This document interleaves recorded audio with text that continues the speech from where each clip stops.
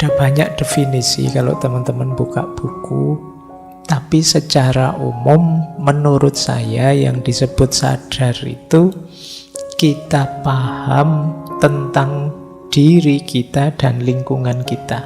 Kita mengenali diri kita dan lingkungan kita. Ini berarti sadar. Kalau kita tidak kenal diri kita, tidak ngerti lingkungan sekeliling kita, ya kita disebutnya tidak sadar.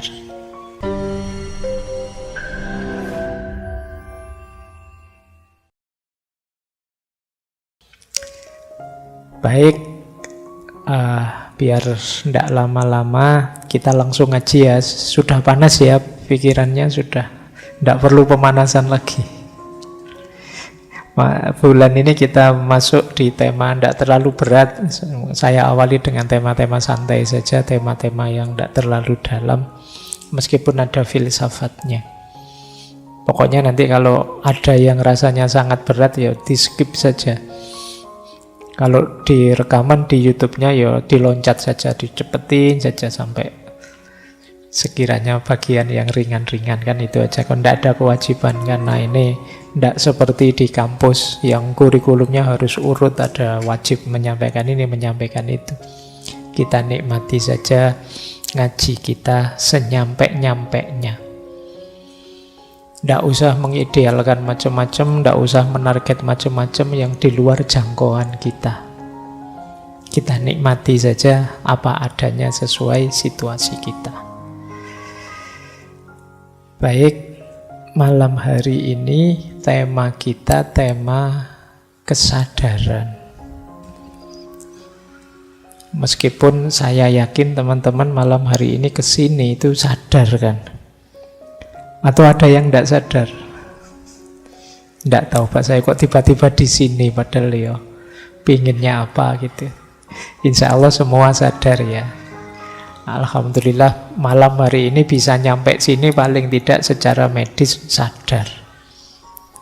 Bukan orang yang koma, bukan orang yang pingsan. Nyampe sini berarti sudah sadar.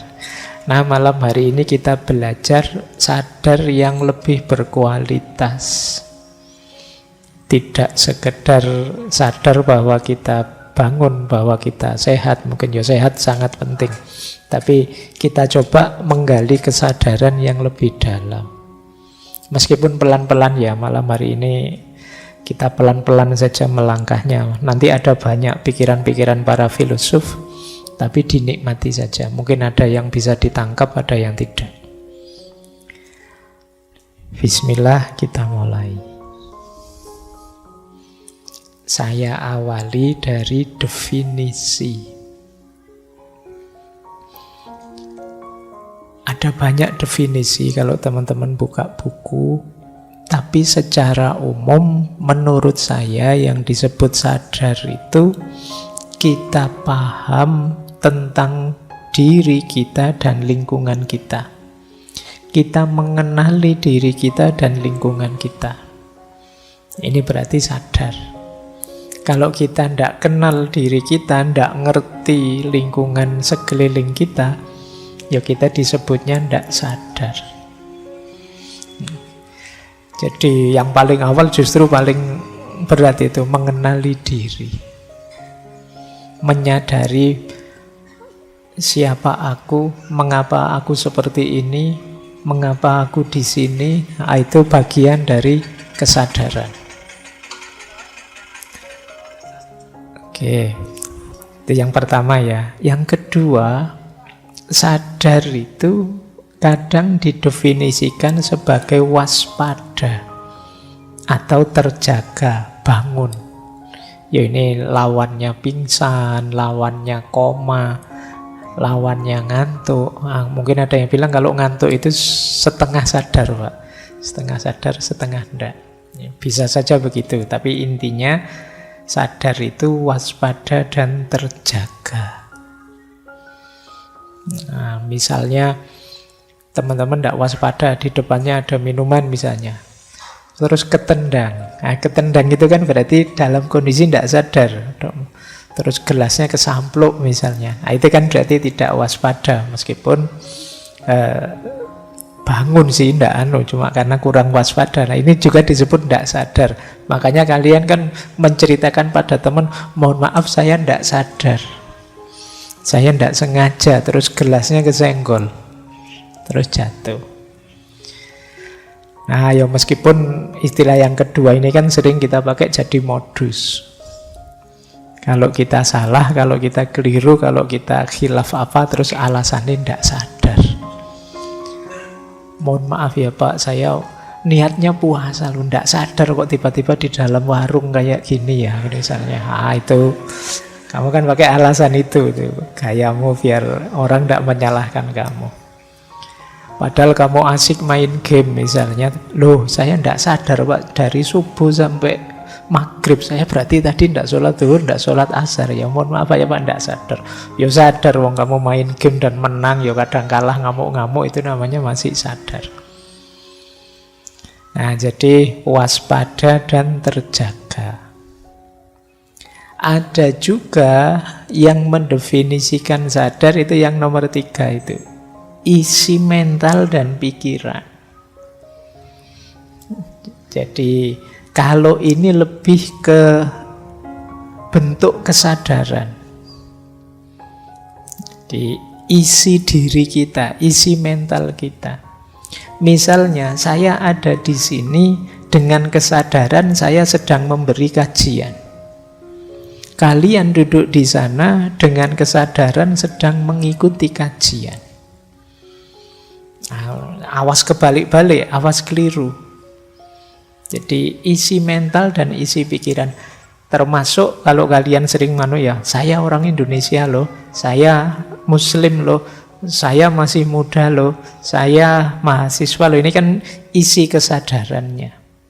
Jadi kalau orang menyatakan kesadaran itu ada kalanya isinya ini.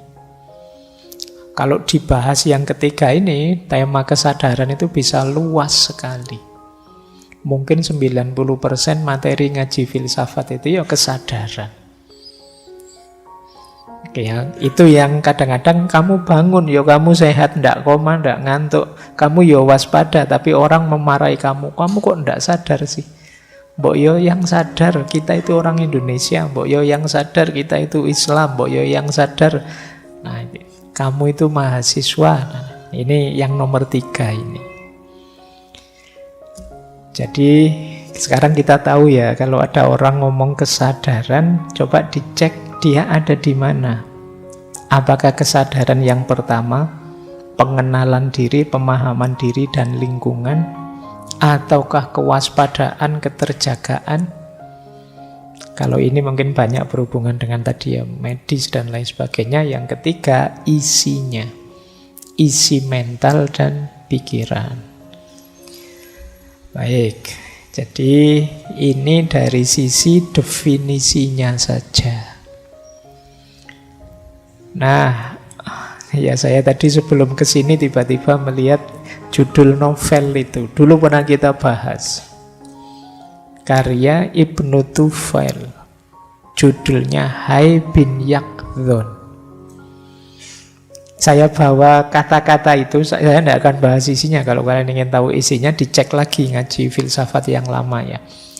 Cuma saya tertarik dengan kata-katanya. Ini novel ini ditulis oleh Ibnu Tufail. Sebelumnya juga Ibnu Sina pernah nulis cerita dengan tokoh Hai bin Yaqdhan juga. Jadi kalau dalam bahasa Arab, Hai itu artinya hidup, hayyun. Yaqdhan itu artinya bangun. Jadi hidup ini kalau diartikan letterlek ya, itu kan tokoh utamanya memang di novel itu namanya Hai bin Yaqdhan. Kalian boleh beli novelnya. Terjemahannya banyak. Kalau Arabnya juga ada, malah bisa di-download gratis. Kalau mau. Kan enggak apa-apa buat koleksi. Kamu kan kalau urusan perbukuan kan lebih kolektor daripada pembaca. Ya, saya tahu benar itu. Nah, kalau Hai itu artinya orang yang hidup. Kalau Yaqdhan artinya orang yang bangun. Jadi Hai bin Yaqdhan itu orang hidup, anaknya orang yang bangun. Ini menarik ya, dua kata yang digabungkan oleh Ibnu Tufail. Mungkin maksudnya begini, banyak orang yang hai, yang hidup, tapi tidak bangun. Ya mungkin hidupnya tidak berkualitas, tidak tercerahkan, tidak sadar tentang kenyataan dirinya, kenyataan lingkungannya. Maka dia ini hidup, wong yo makan, wong yo menghabiskan uang banyak, wong yo orang tuanya capek membiayai, tapi dia tidak bangun, tidak yaqdhun. Jadi tidak menyala, tidak tercerahkan. Ya, saya pakai kata menyala, kalian sekarang kan sering pakai kata menyala itu. Ya. Jadi yaqdhun itu bangun, menyala. Jadi banyak orang yang hidup tapi tidak bangun. Kalau sebaliknya apa bisa, Pak? Bangun tapi tidak hidup. Logikanya ya tidak mungkin orang bisa tidak hidup kok bisa bangun. Tapi mungkin saja ada orang yang pikirannya kelas tinggi, melangit. Kalau ngomong daki-daki luar biasa, tapi tidak berefek pada kehidupannya. Kalau ngomong kayak apa kayak itu, pokoknya umum luar biasa tingginya, tapi kenyataan hidupnya tidak sehebat mulutnya. Nah ini mungkin bisa kita definisikan orang yang bangun, yaqdhun, tapi tidak hai. Ilmunya tidak hidup. Dia hanya mengawang-awang. Nah, itu mungkin bisa-bisa kita arahkan ke situ. Nah, kalimat ini, kata ini saya bawa malam hari ini paling tidak untuk memperjelas yang dimaksud dengan kesadaran. Ada orang membahas kesadaran itu hanya di level high, di level hidup. Pokoknya ndak pingsan, ndak koma, ya. Makannya banyak. Kalau tidur ngorok ya berarti dia hidup, kan gitu. Tapi yang banyak dibahas para filosof, para ulama tentang sadar itu sebenarnya aspek yaqdhun ini. Aspek bangun. Hidup yang tidak sekedar hidup. Seperti dulu ya kata-katanya Hamka itu. Kalau hidup sekedar hidup, ya monyet juga hidup di hutan. Binatang juga hidup semua. Tapi kita ini manusia. Jadi hidup kita harus membangun. Makanya istilahnya yaqdhun itu kan bangun. Jangan tidur saja, jangan rebahan saja. Kita harus bangun. Kalau bahasanya Al-Quran, ya ayyuhal mudassir kum fa'andir. Jadi wahai orang yang berselimut, nah, semoga kalian tersinggung ya dengan kata itu. Atau kalian ngeyel, enggak Bapak, saya enggak pernah selimutan, Jogja panas sekarang. Jadi enggak tentang saya itu. Itu mungkin kalau diterjemahkan dengan bahasa yang lebih vulgar itu maksudnya wahai orang yang rebahan, kum fa'andir, bangunlah, bangkitlah. Baik, jadi ini dua dimensi kesadaran ya. Jadi malam hari ini mungkin sebagian besar kita membahas yaqdhun, kesadaran level bangun, tidak sekedar kesadaran bahwa kita hidup. Meskipun nanti kita singgung sedikit tentang hai ini, yang disebut hidup itu apa, hidup yang sadar. Baik, ini definisi ya, pemahaman wilayah-wilayah sebelum kita lanjutkan. Nah, sekarang mari kita lihat yang disebut sadar itu apa. Ada 3 jenis pengalaman yang disebut sadar. Yang pertama namanya phenomenal consciousness atau kesadaran fenomenal. Yang kedua access consciousness, kesadaran akses. Dan yang ketiga, self consciousness, kesadaran tentang diri. Jadi yang pertama, phenomenal consciousness, kesadaran fenomenal. Kesadaran fenomenal itu kita bisa merasakan pengalaman subjektif. Ketika kita berpikir, ketika kita merasakan sesuatu, ketika kita berhubungan dengan sesuatu, ini namanya kesadaran fenomenal. Sensorik, motorik, psikomotorik, kognitif kita kerja dan bisa merasakan sesuatu, berarti kita sadar. Tapi sadar secara fenomenal. Misalnya ya, kita bisa minum. Bismillah. Silakan yang ada minumnya diminum. Yang tidak ada dilihat saja.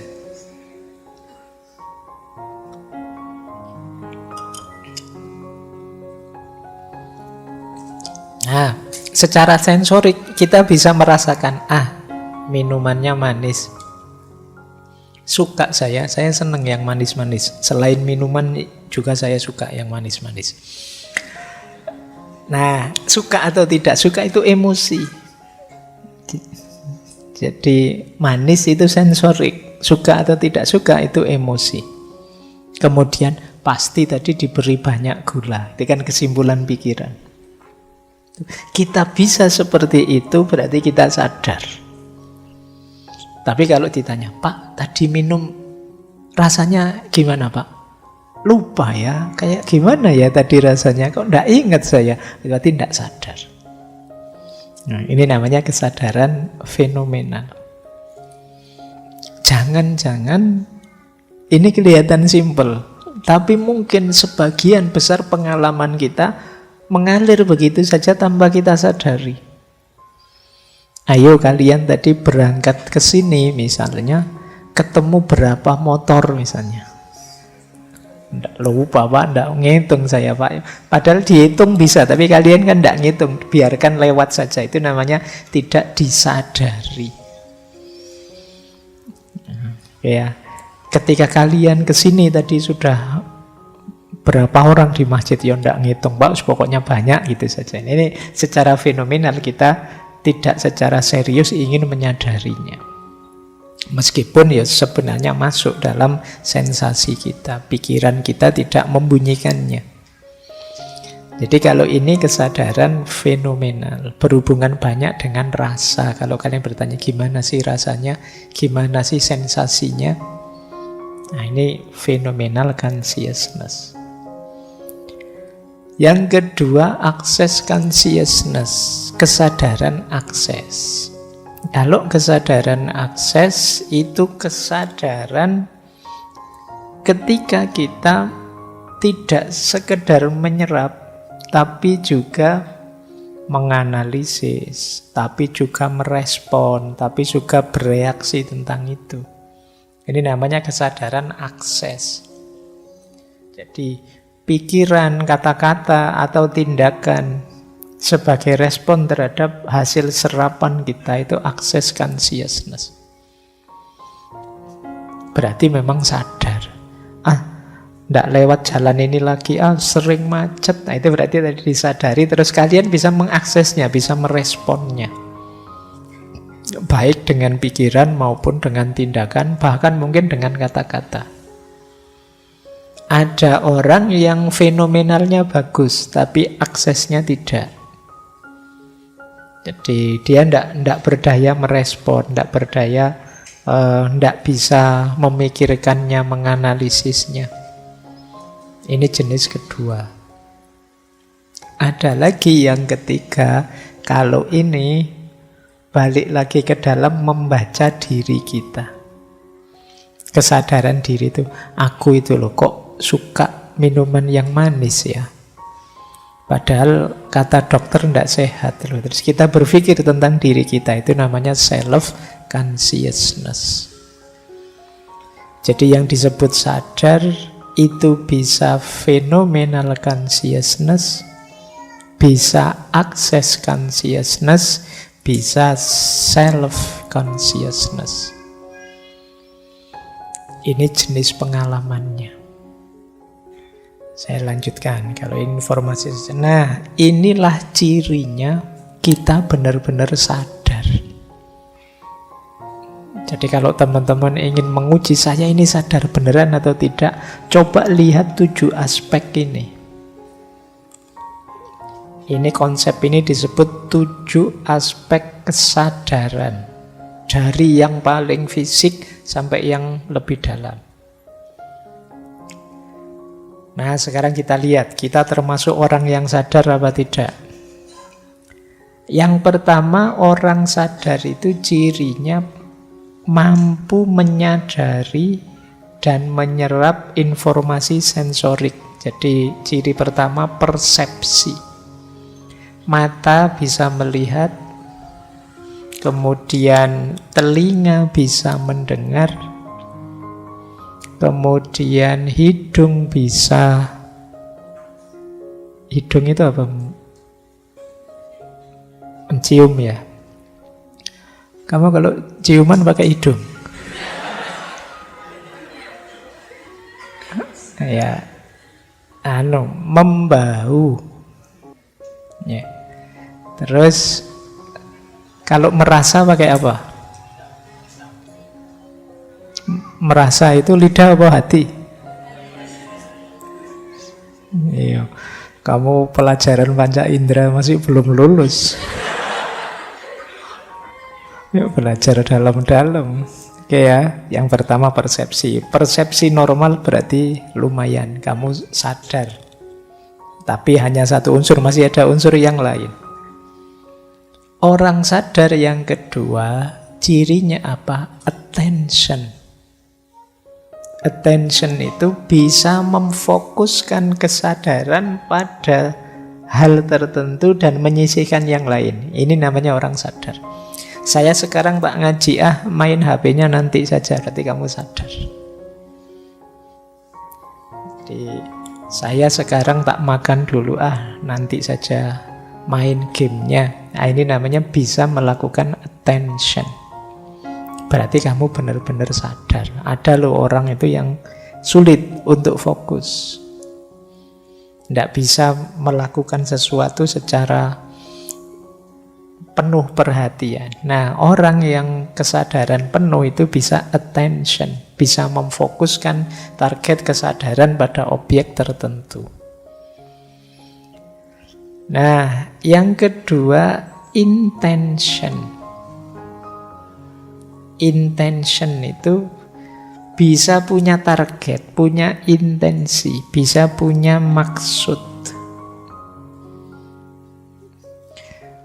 Kalau situasi kayak gini enaknya harusnya kita ngapain ya? Jadi ada maksud yang bisa kita lihat, berarti memang sadar. Kalau kita tidak sadar, kita tidak mungkin punya keinginan ini, keinginan itu. Jadi tidak apa-apa kalau kamu punya teman cerewet, aku pengen ini, aku pengen itu. Ya, alhamdulillah, meskipun tidak keturutan, yang penting temanku masih sadar. Jadi dia tidak pingsan, tidak tidur, ya dia masih sadar, alhamdulillah. Nah, ini intention namanya. Mampu punya keinginan. Kemudian yang keempat, self-awareness. Mampu mengenali dirinya. Kalau temanmu sering bilang begini, itu kan kamu, kalau aku begini, berarti dia punya self-awareness. Dia tidak tenggelam dalam kerumunan, dia tidak takut mengekspresikan dirinya, tapi dia bisa mengenali, ini loh aku. Terus punya self-awareness, mengenali diri sebagai individu yang unik, sebagai diriku sendiri. Itu yang keempat. Yang kelima, orang sadar itu emosinya hidup. Emotional experience. Kita bisa gembira, bisa sedih, bisa marah, bisa cemas, bisa senang. Berarti sadar. Jadi bisa merasakan dan mengekspresikan rasa. Berarti sadar. Gimana ngaji malam hari ini? Nggak tahu ya Pak. Ayo, berarti kamu tadi ngajinya nggak sadar. Kalau nggak cocok, nggak enak Pak ngajinya tadi. Enak Pak ngajinya tadi. Itu kan emosimu hidup, main. Berarti kamu menjalankannya dengan sadar. Jadi kalau kita sadar itu emosi kita pasti bekerja. Meskipun tidak dinyatakan, meskipun tidak dibunyikan. Begitu ditanya kamu bisa jawab. Misalnya, gimana kuliah hari ini? Wah, tidak kayak minggu lalu Pak, saya agak capek. Itu kan emosimu main. Ketika kamu benar sadar, ini akan main. Kemudian ciri lagi yang keenam, orang sadar itu volition. Volition itu bisa membuat keputusan sendiri secara sadar. Saya ingin tidur saja malam hari ini sampai besok pagi jam 7 misalnya. Itu volition. Bisa memutuskan sendiri, mengambil tindakan sendiri sesuai nilai yang menurut kita benar. Alah, daripada nonton TV tidak ada yang bagus, main game bosen, pegang HP ngapain juga tidak ada yang WA. Misalnya tidur aja deh. Itu kan keputusan kita sendiri. Itu menunjukkan kita sadar, namanya volition. Dan yang terakhir, orang sadar itu cirinya metacognition. Metacognition itu bisa memikirkan pikirannya. Itu benar-benar sadar sudah. Aku tadi kok mikir yang aneh-aneh gitu ya. Itu kan memikirkan pikiran. Itu kamu sangat sadar itu berarti. Kok bisa-bisanya membayangkan yang aneh-aneh gitu ya tadi ya. Itu memikirkan pikiranmu sendiri. Ini namanya metacognition. Menunjukkan ya memang kita sadar sih. Bisa mengenali diri kita sampai ke level pengenalan itu sendiri. Jadi ayo dicek ya, teman-teman punya ciri 7 itu apa enggak? Kalau punya, alhamdulillah sadar. Kalau Pak banyak yang hilang Pak, saatnya disadarkan. Orang yang tidak punya 7 itu berarti tidak sadar. Orang yang tidak sadar tidak menikmati hidupnya. Mungkin ada banyak hal menarik, hal nikmat, hal luar biasa, tapi kamu lewatkan begitu saja. Maka hiduplah dengan sadar, dengan yakdhon tadi. Biar apa? Biar bisa menikmati hidup. Apa sih Pak gunanya menikmati hidup? Biar kita bisa bersyukur. Nah, kuncinya kan nanti di situ. Baik, kita lanjutkan ya. Ini materinya agak panjang. Nah, sekarang kita lihat apa sih yang mempengaruhi kesadaran. Ada yang bilang kesadaran itu dipengaruhi 4 hal. Cara kita hidup dengan kesadaran yang seperti apa itu dipengaruhi 4 hal. Yang pertama, susunan genetik, warisan genetik. Jadi memang orang itu membawa warisan genetik. Mungkin kita jadi orang yang pemurung kah, ambisius kah, itu mungkin ada hubungannya dengan struktur DNA kita. Yang itu ya diwariskan turun-temurun. Yang kedua tentu saja kalau ini banyak diceramahkan, keluarga dan masyarakat. Jadi kesadaran kita banyak dipengaruhi oleh keluarga dan masyarakat. Kita lahir dari keluarga seperti apa, seperti itulah kita biasanya berperilaku. Di masyarakat yang bagaimana, seperti itulah kita berperilaku. Misalnya menghadapi orang minta-minta di pinggir jalan, itu mungkin ada yang bilang nggak usah dikasih Pak, kalau dikasih manja. Nah, temenmu bilangnya alam dikasih saja paling berapa, toh kita juga nggak rugi. Kok bisa beda cara berpikir seperti ini? Ya mungkin karena masyarakat dan keluarganya menanamkan cara berpikir yang berbeda tadi. Jadi kalian boleh menelusuri, aku itu loh kok jadi orang baperan kayak gini lah. Akarnya dari mana? Apa struktur genetik, apa karena masyarakat atau keluarga atau apa? Atau karena yang ketiga itu, sejarah dan pengalaman hidup. Oh mungkin ada sejarahnya, oh ada pengalamannya yang membawa saya ke situ. Jadi kesadaran kita dibentuk oleh pengalaman kita. Mungkin pernah ngalami ditipu teman habis-habisan. Akhirnya kita kemana-mana membawa kesadaran, jangan mudah percaya sama orang, jangan mudah percaya sama orang. Terus-terusan begitu. Kenapa? Pengalaman. Kalian ngaji ke sini dengan kesadaran, saya tidak akan ngambil minum lagi. Kenapa? Karena minggu lalu nendang gelas dilihat banyak orang, malu aku. Nah itu kan terus karena pengalaman itu kamu sekarang sudahlah, tidak minum juga tidak apa-apa. Jadi kesadaranmu berubah terusan. Atau ya memang ada tipe tertentu kepribadianmu, pola yang selama ini kamu kembangkan. Mungkin kamu baca buku apa, kitab apa, mengidealkan, wah saya harusnya begini, harusnya begitu. Terus dirimu terbentuk. Kamu membentuk dirimu seperti itu. Dan kamu lahir dengan kesadaran begitu. Mungkin dengan kesadaran serius, atau dengan kesadaran apatis, atau dengan kesadaran cengengesan, atau itu dibentuk oleh 4 hal ini.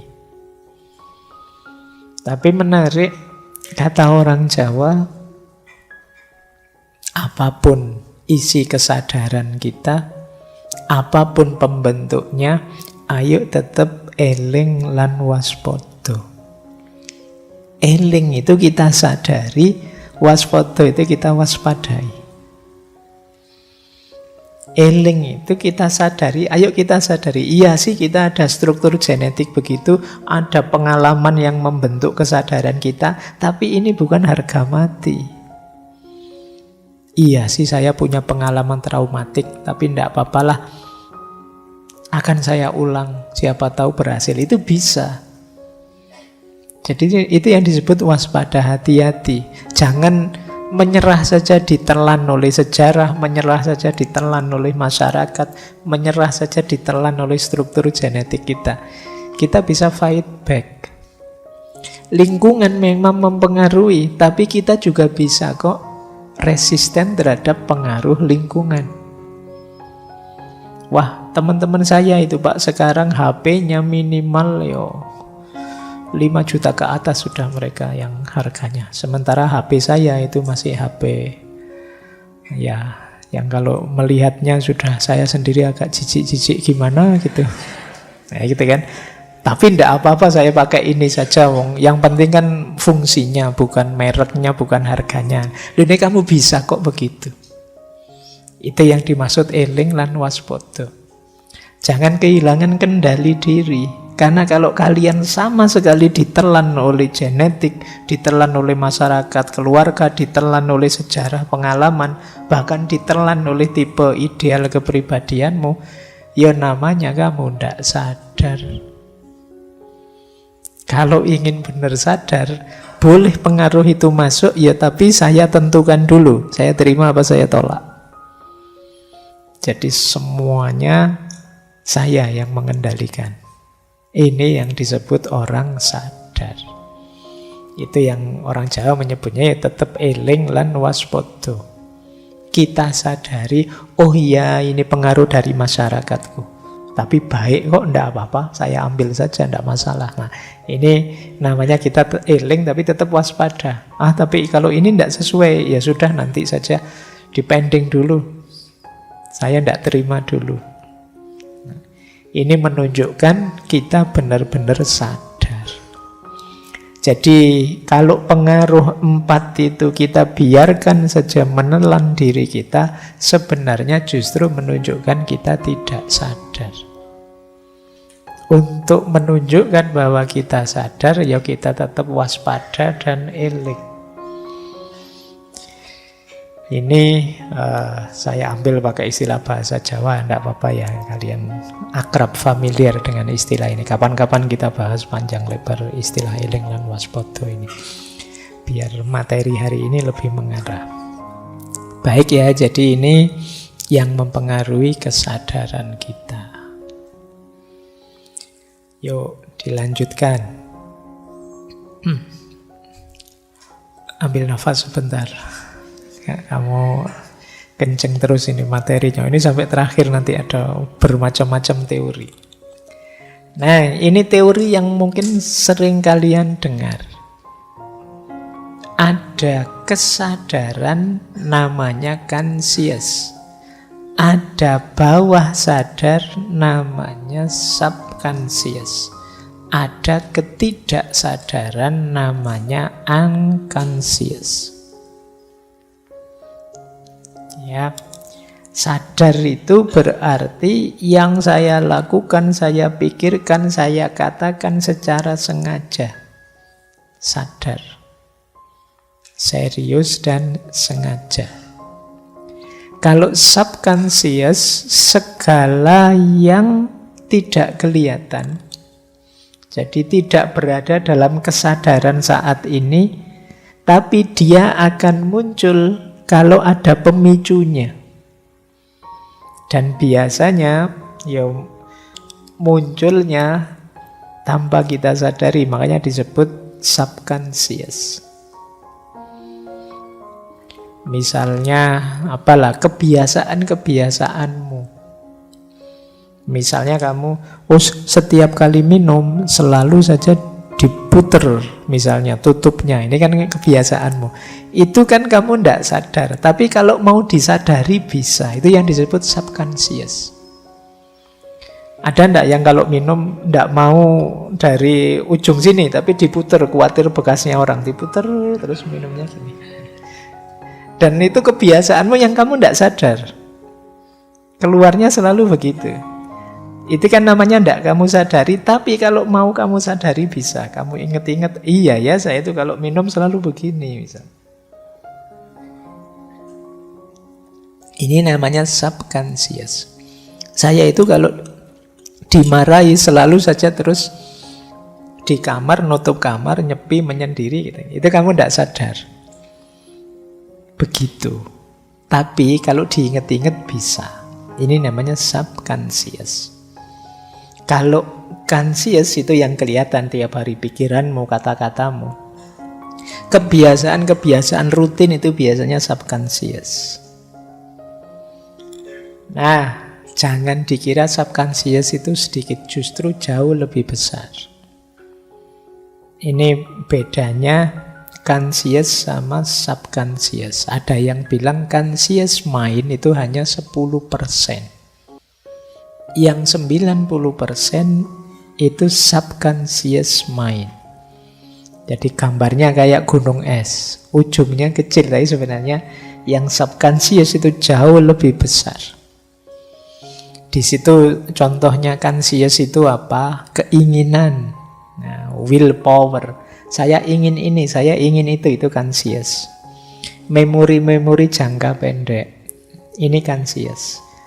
Tadi ngajinya dimulai jam 8 tepat. Ini conscious. Atau berpikir logis, berpikir kritis, ini conscious. Tapi yang subconscious banyak belief, kepercayaan-kepercayaan kita. Ini subconscious. Kadang-kadang kita lupakan, tapi nanti pada saatnya dia akan keluar sendiri. Kalau situasinya pas, sesuai. Jadi kayak kita percaya bahwa biasanya kalau gelap-gelap itu ada hantunya misalnya. Itu kan biasanya subconscious. Kita ndak selalu menyadari, tapi begitu momennya pas, muncul itu, belief itu. Begitu gelap-gelapan kita merinding ya saya. Kenapa?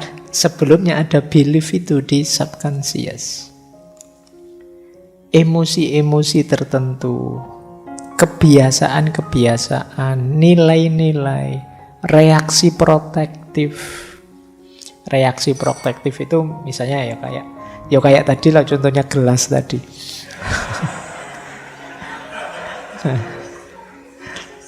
Itu reaksi protektif Allah biar tidak menjatuhkan gelas lagi. Saya udahlah kalau banyak orang tidak usah ngambil gelas misalnya.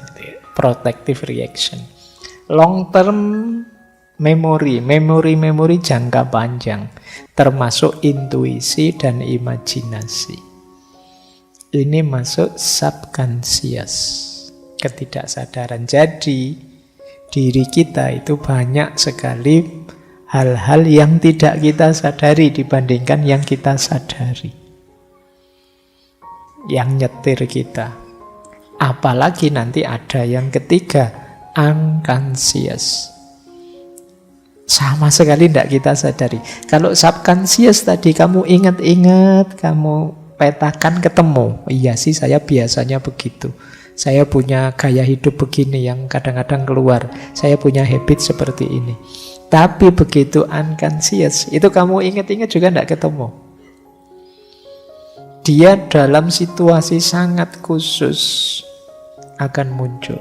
Ini orang menyebutnya level 8 yang paling dalam. Punya trauma-trauma apa. Anak ini biasanya kalem sekali. Tiba-tiba ketika marah begitu mengerikannya. Nah, ini mungkin ada sesuatu di timbunan bawah sadar paling dalam, sisi unconsciousnya. Atau anak ini kuliah tidak lulus-lulus, tapi begitu lulus jadi dosen luar biasa tiba-tiba. Nah, itu mungkin kemarin terpendam, itu sekarang keluar. Kemarin ada di level unconscious, sekarang pinternya kelihatan. Dia sendiri kemarin tidak sadar juga kalau dia sepinter itu. Nah, ya kayak kalian kan sering bilang, wah mungkin saya ada bakat terpendam, Pak. Ya namanya terpendam kan tidak ketahuan. Kalau ketahuan namanya bukan bakat terpendam. Nah, ya mungkin ada yang terpendam sampai besok tua itu. Mungkin masih ada bakatmu yang terpendam ya sampai tua namanya.